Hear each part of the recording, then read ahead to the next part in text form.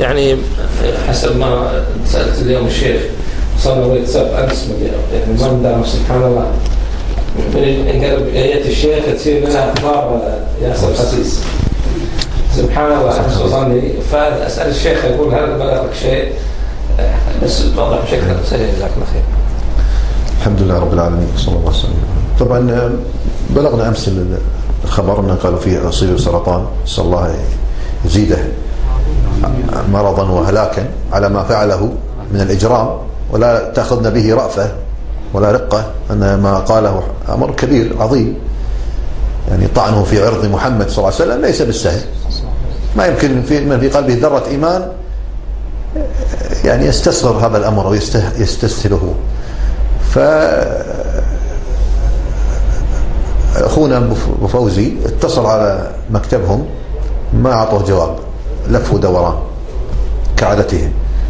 اليوم في المدرسة أخونا عبد المحسن المطيري عبد الله مدرس أول قسم القرآن قال أمس بالليل نسيب عند نسيب اتصل على المستشفى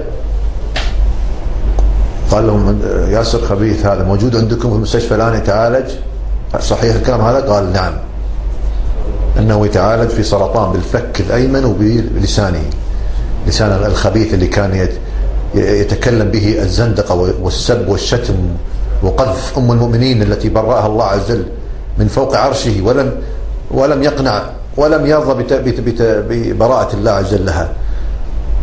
الآن قبل قليل وفوزي اتصل بالمستشفى، الظاهر جاهم إخبارية وشيء إنه أنكروا هذا الأمر، قال لا إيش قال أبو فوزي؟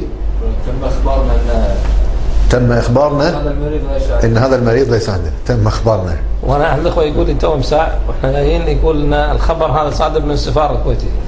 نعم. ما يندر يعني ناس أهل السفارة يعني.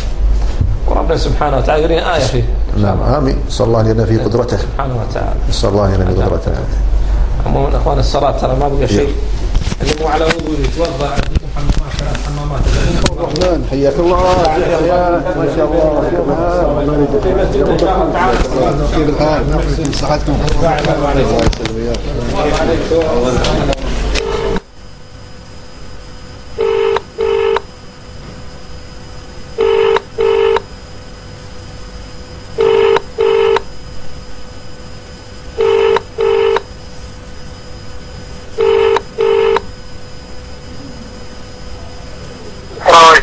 الو السلام عليكم. مكتب القطرة. اخوي بالنسبة حق الخبر اللي منتشر ان ياسر صار في سرطان، صحيح هذا الكلام ولا باطل؟